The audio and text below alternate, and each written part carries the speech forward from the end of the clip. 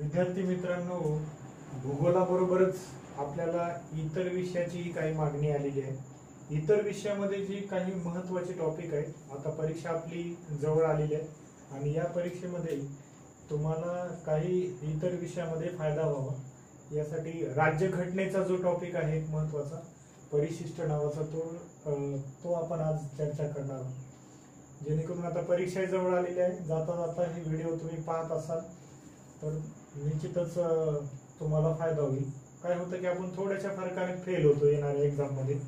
अगदी कोणी 5 मार्काने 10 मार्काने, म्हणजे 5 प्रश्न बरोबर आले याचा अर्थ तुम्ही 10 मार्काने 5 प्रश्न चुकले म्हणजे तुम्ही 10 मार्काने फेल होत असता. 5 गुणिले 10 होत असतं. तर असे 1-2 जे जाणारे मिसेलियस जे प्रश्न आहेत प्रत्येक विषयामधले, तर ते थोडे आपण कव्हर करण्याचा प्रयत्न करू आणि विथ ट्रिक्स आणि टेक्निक्स बघू. त्याच्यामध्ये एक क्लुप्ती सांगितले, ट्रिक्स सांगितले. तर आपल्या राज्यघटनेमध्ये 12 परिशिष्ट आहेत हे सगळ्यांना माहिती आहे, पण एवढा प्राथमिक लेवलचा प्रश्न येत नाही, त्याच्या जोड्या लावा असं इन डिटेल मध्ये विचारलं जातं. तर इन डिटेल मध्ये आपण थोड्याशा ट्रिक्सच्या माध्यमातून जाऊ. व्हिडिओ शेवटपर्यंत बघा, म्हणजे बऱ्याच ठिकाणी ट्रिक्स आहेत आणि याच्यामुळे काय होईल की तुम्हाला ते एकदम परमनंट तुमच्या मेमरीमध्ये जाऊन बसेल. परीक्षेमध्ये म्हणजे तुम्ही एकदा जरी व्हिडिओ ऐकला तर एकदम तुमच्या डोक्यात फिट बसेल आणि तिथे जोड्या लावत असताना किंवा अगदी एक सिंगल लाईन क्वेश्चन आला, फॅक्च्युअल टाईप आला, तरी तुम्हाला त्या ठिकाणी लक्षात येईल की याचं उत्तर काय आहे किंवा पहिल्या परिशिष्टामध्ये काय आणि 5व्या परिशिष्टामध्ये काय. तर त्याच्या काही स्टोऱ्या आणि कृत्या तयार केलेल्या आहेत ते बघू आपण.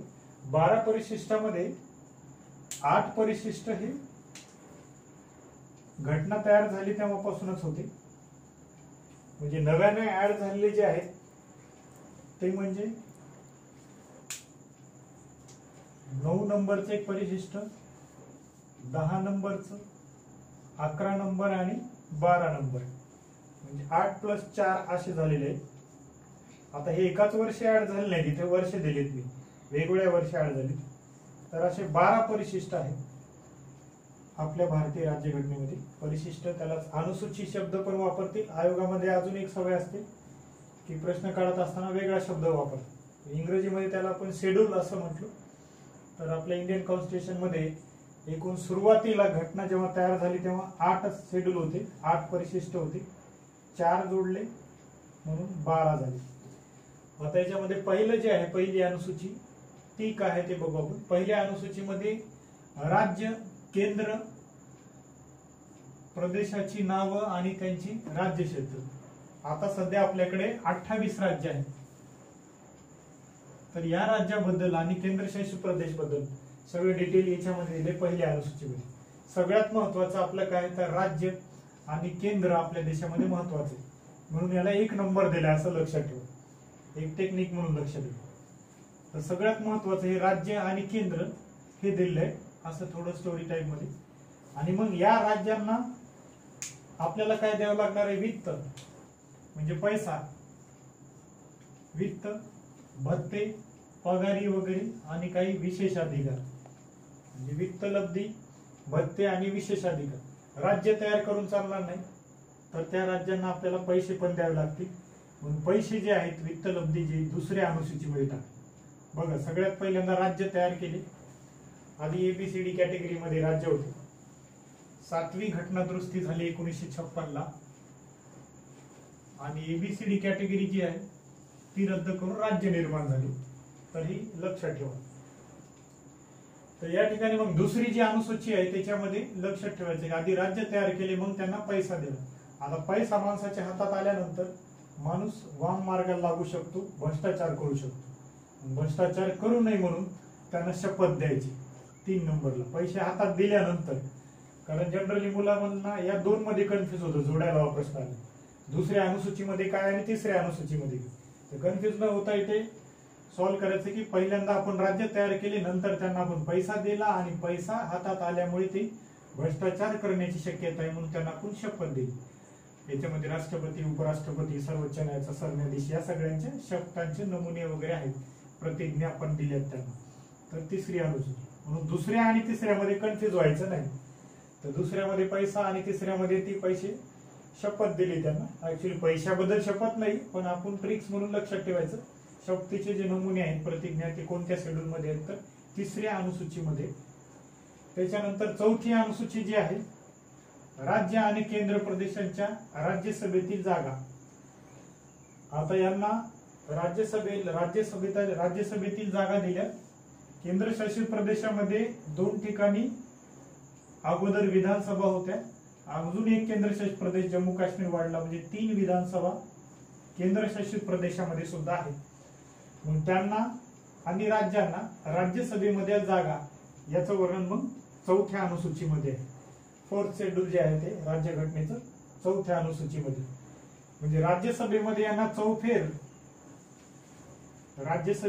चौफेर प्रतिनिधित्व दिले असं लक्षात ठेवायचं. चौथी अनुसूची पहिल्यामध्ये आपण लक्षात ठेवले की राज्य केंद्र तयार केले, त्यांना पैसा दिला, नंतर त्यांना शपथ दिली आणि प्रतिज्ञा दिली, आणि नंतर चौथ्यामध्ये लक्षात ठेवायचं आपल्याला की त्यांना चौफेर फायदा व्हावा.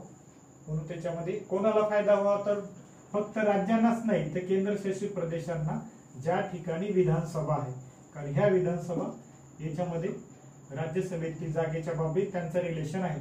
तर हे जे 3 आहे विधानसभा, दिल्ली, पुदुचेरी आणि जम्मू काश्मीर, 3 केंद्रशासित प्रदेशामध्ये विधानसभा आहेत आणि बाकी 28 राज्यामध्ये. तर हे आपल्याला लक्षात ठेवायचं चौथं. त्याच्यानंतर 5वी अनुसूची कशी लक्षात ठेवायची, ट्रिक्स लक्षात ठेवायची, लक्ष देऊ नये का. तर 5व्या अनुसूचीबद्दल तुम्हाला विचारलं किंवा रॅन्डमली काही विचारलं, मधले काही स्किप केल्या तरी लक्षात ठेवायचं.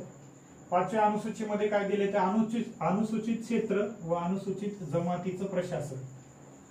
आता यांच्या डेव्हलपमेंटसाठी अनुसूचित क्षेत्र जे आहेत त्या अनुसूचित जमाती ST जे आहेत, शेड्यूल ट्राईब, आपल्याकडे दर 5 वर्षानंतर इलेक्शन होतात. या एरियामध्ये वेगवेगळ्या पक्षाचे नेते पुढारी वगैरे जातात दर 5 वर्षाला एकदा, आणि त्यांना आश्वासन देत असतात की तुमचा विकास करू, तुमचा प्रशासनाचा विकास करू. म्हणून 5 लक्षात ठेवायचं. 5 वर्षानेच जातील ते, 5 वर्षानंतर मग जाणार नाहीत.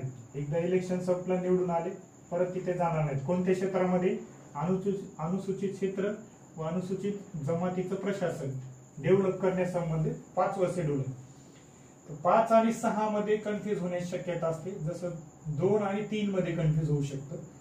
5 आणि 6 मध्ये कन्फ्युज व्हायची गरज नाही, कारण 5व्या मध्ये 5 वर्षालाच एकदा ते नेते जाणार आणि त्यांचं प्रशासन सुधारण्यासंबंधी बोलणार, अनुसूचित क्षेत्र आणि अनुसूचित जमातीचं. तर या 5व्या मध्ये 5व्या शेड्यूलमध्ये 5वं जे शेड्यूल आहे याच्यामध्ये कोणते राज्य नाहीत असं म्हटलं जाईल, असा एक प्रश्न येईल तुम्हाला. तर त्याच्यामध्ये कोणते राज्य नाहीत तर ही 4 राज्य, 1, 2, 3 आणि 4, ज्याला आसाम, मेघालय, त्रिपुरा, मिझोराम. का तर हे 6 मध्ये आहेत, 6 मध्ये आहेत, आदिवासी एरियामध्ये आणि खूप लांब आहेत. लांब म्हणजे नॉर्थ ईस्टचा जो भाग आहे आपल्या भारताचा, तर इकडचा जो नॉर्थ ईस्टचा भाग आहे तिकडच्या भागामध्ये म्हणजे दिल्ली पासून ते खूप दूर आहे. क्रिकेटमध्ये बघा 6 मारल्यानंतर तो खूप लांब जातो, त्याच्यामुळे लक्षात ठेवायचे. आदिवासी क्षेत्र ज्याच्यामध्ये किती राज्य आहेत, 4 राज्य आहेत. आणि या 5व्या अनुसूचीमध्ये हे 4 राज्य वगळून असं वर्णन केलेलं आहे. अनुसूचित क्षेत्र व अनुसूचित जमातीचं प्रशासन हे डेव्हलप करायचे, पण हे 4 राज्य वगळून. का तर 6व्या अनुसूचीमध्ये त्यांचं वर्णन केलं, आदिवासी क्षेत्र आणि त्यांचं प्रशासन. 6व्या अनुसूचीमध्ये राज्य किती आहेत, 4च राज्य. आता याच्यामध्ये अजून एखाद देतील आणि 3 राज्य देतील आणि तुम्हाला प्रश्न विचारतील की 6व्या अनुसूचीमध्ये खालीलपैकी कोणतं म्हणजे कोणतं राज्य समाविष्ट नाही, असा निगेटिव्ह क्वेश्चन विचारते. तर आपल्याला 4 राज्य लक्षात ठेवायचे, आणि जर 3 दिले समाविष्ट आहे असं पॉझिटिव्ह विचारलं तर 4थं न देता वरील सर्व देतील. तर या ठिकाणी लक्षात ठेवायचे की आसाम, मेघालय, त्रिपुरा आणि मिझोराम. याच्यात तुम्ही काही ट्रिक्स लक्षात म्हणजे करून लक्षात ठेवू शकता की 6व्या अनुसूचीमध्ये 4 राज्य आहेत, 4 राज्य आहेत हे आपल्याला लक्षात राहतं, परंतु कोणते राज्य आहेत याच्यामध्ये कन्फ्युज होतं. तर 4 राज्यामध्ये जर आपण बघितलं, नॉर्थ ईस्टला अगोदर आसाम आहे, आसामच्या नंतर दक्षिणेला मेघालय आहे, मेघालयच्या दक्षिणेला मग त्रिपुरा आणि मिझोराम, असाच क्रम आहे त्याचा, 1, 2, 3, 4. आणि ती 4ही एकत्र लक्षात ठेवायचं असेल तर काही ट्रिक्सही तुम्ही करू शकता. मी जसं बनवलंय, आली मेघा तिला राम राम, आली मेघा तिला राम राम. अजून बऱ्याच जणांनी वेगवेगळ्या बनवल्या आहेत, तुम्हाला अजून सिंपल करता आलं तर अजून करू शकता तुम्ही. आ म्हणजे काय, आसाम, आणि आली मेघा, तिला म्हणजे त्रिपुरा, राम म्हणजे मेघाला दुरूनच रामनाथ. आणि हे 6व्या अनुसूचीमध्ये हे 4 राज्यांचं वर्णन आहे. आदिवासी क्षेत्र यांचं प्रशासन या 6व्या अनुसूचीनुसार होणार आहे. 5व्या अनुसूचीमध्ये मग उरलेले जे राज्य आहेत ज्या ठिकाणी अनुसूचित क्षेत्र आणि अनुसूचित जमातीचं प्रशासन, पण हे 4 वगळून असं त्याच्यामध्ये वर्णन दिलंय. तर इथे लक्षात ठेवायचं की 6वं म्हणजे खूप लांब आहे ते. 6 मारल्यानंतर खूप चेंडू जो आहे बॉल खूप लांब जातो म्हणून 6वी अनुसूची. 5वी आपण लक्षात ठेवली की ते नेते 5 वर्षानंतरच जात असतात, कारण तिथे आपल्याला जोड्या लावा हा प्रश्न आला तर सुटायला हवा. त्याच्यानंतर 7वी अनुसूची. आपल्या मराठी भाषेमध्ये एक म्हण आहे की एकच तीर 7 जणांनी वाटून घ्यावा. तसं मग 7व्या अनुसूचीमध्ये इथे वाटणी झालेली आहे, विषयांची वाटणी झालेली जे आपल्या राज्यघटनेमध्ये विषय आहेत. तर संघसूची, राज्यसूची आणि समवर्ती सूची. तर याच्याविषयी तुम्हाला माहिती आहे, संघसूचीवर कायदे करण्याचा अधिकार केंद्राला आहे आणि राज्यसूची मधल्या विषयावरती कायदे करण्याचा अधिकार राज्यांना आहे. आणि असे काही विषयाचे दोन्हीकडे आहेत समवर्ती सूची. आता त्याचे जे विषय विचारतात, किती विषय आहेत, तर घटना तयार होताना जे होते त्याच्यावरतीच प्रश्न विचारतात, नव्याने काही विचारत नाही. तर इथे लक्षात ठेवलं टेक्निक आहे की 7 जणांनी तो तीळ वाटून खाल्लेला आहे, म्हणून 7वी अनुसूची जी आहे तर ती या विषयांच्या बाबतीत आहे, जिथे विषयांची वाटणी केलेली आहे. संघसूची, राज्यसूची आणि समवर्ती सूची ही विषयांची वाटणी झालेली आहे, हे लक्षात ठेवायचं तुम्हाला. त्याच्यानंतर 8वं शेड्यूल कशा संदर्भात आहे ते बघा. 8वं शेड्यूल याच्यामध्ये मान्यता प्राप्त भाषेबद्दल दिलेला आहे. तर भारताची राज्यघटना जेव्हा तयार झाली तेव्हा त्याच्यामध्ये 14 भाषा होत्या, पण नंतर वाढत गेल्या आहेत, वेगवेगळ्या घटना दुरुस्तीने त्याच्यामध्ये ऍड होत गेले. तर पहिल्यांदा कोणती भाषा वाढलेली आहे, तर 14 प्लस म्हणजे टोटल आता 22 झालेली आहे संख्या. तर 22 भाषा झालेल्या आहेत. तर लक्षात ठेवायचं की 22 पैकी मला 8 भाषा येतात असं काही नाही, मी गंमत करतो तुमची. तर मला 8 भाषा वगैरे येत नाहीत, पण तुम्ही पण तसंच लक्षात ठेवा की भारतामध्ये एकूण अधिकृत भाषा किती आहे, तर त्या 22 आहेत आणि 22 पैकी मला 8 येतात. मला 8 येतात याच्यावरून तुम्हाला लक्षात राहील की 8व्या शेड्यूल मध्ये भाषेबद्दल चर्चा केलेली आहे. अर्थात ज्यांना हे पाठ झालेलं आहे त्यांच्यासाठी ट्रिक्स नाहीत, त्यांनी सरळ लक्षात ठेवू शकतात, पण ज्यांना हे टेक्निक आवडतात त्यांच्यासाठी आपण सांगतोय. तर 8 भाषा तुम्हाला अवगत आहेत 22 पैकी असं लक्षात ठेवायचं. त्या भाषेमध्ये आधी 14 भाषा होत्या. 14 भाषेमध्ये 15वी जी भाषा ऍड झाली ती होती हिंदी. तर माझा एक मित्र आहे, त्याच्यावरून लक्षात ठेवायचं की त्याचं 21व्या वर्षी लग्न झालंय आणि तो कोणत्या समाजाचा आहे, शिंदे. 21व्या वर्षी माझ्या मित्राचं एका लग्न झालंय, त्यांच्या समाजामध्ये लवकर लग्न करून टाकले, तर लवकर मॅरेज झालेला आहे. आणि तो माझा मित्र कोणत्या समाजाचा आहे, शिंदे समाजाचा. याच्यावरून तुम्हाला लक्षात ठेवायचं की 21वी घटना दुरुस्ती ही कोणत्या भाषेच्या संदर्भात आहे, तर शिंदी भाषा ऍड केली या घटना दुरुस्तीने 1967 ला. कारण माझ्या मित्राचं लग्न 21व्या वर्षी झाले आणि तो शिंदी समाजाचा आहे. याच्यावरून तुम्ही कधीच विसरणार नाही त्या भाषेमध्ये. कारण तुम्हाला प्रश्न कसा आहे की 21व्या घटना दुरुस्तीने खालीलपैकी कोणती भाषा आपल्या 8व्या शेड्यूल मध्ये ऍड झालेली आहे असं विचारतील, किंवा 71व्या घटना दुरुस्तीने कोणती भाषा आपल्या 8व्या शेड्यूल मध्ये ऍड झालेली आहे भारतीय राज्यघटनेच्या असंही विचारतील. तर हे लक्षात ठेवायचं, 71व्या घटना दुरुस्तीने 3 भाषा ऍड झाल्या. 3 भाषामध्ये कोकणी, मणिपुरी आणि नेपाळी. इथे एक टेक्निक लक्षात ठेवा की कोकणातला एक मणी आहे, सोन्याचा असेल किंवा कुठल्याही धातूचा जो मौल्यवान धातू, कोकणातला एक मणी आहे आणि कोकणातला मणी नेपाळमध्ये सापडला असं लक्षात ठेवा. कोकणातला मणी हरवला होता आणि तो नेपाळमध्ये सापडला 71 वर्षानंतर. भारतीय स्वातंत्र्य झाल्यानंतर हरवला, तो 71 वर्षानंतर हरवलेला सापडलेला आहे असं लक्षात ठेवायचं. म्हणजे 71वी घटना दुरुस्ती ही 3 भाषा संदर्भात आहे. कोकणातला मणी नेपाळमध्ये आपल्याला सापडलेला आहे. आणि 71वी घटना दुरुस्ती कधी झाली तर ती 1992 ला. PV नरसिंहरावचा जो काळ आहे 1991 ला आपण राव मनमोहन हे मॉडेल, या मॉडेलला सुरुवात केली होती. पंचवार्षिक योजना ज्या आहेत प्रतिमान, तर 1991 नंतर ही 92 ला घटना दुरुस्ती झाली.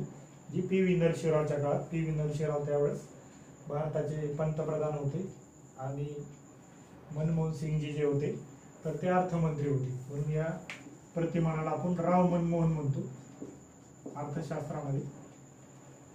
आणि तेव्हाच आपण उदारीकरण, खाजगीकरण, जागतिकीकरण हे स्वीकारले.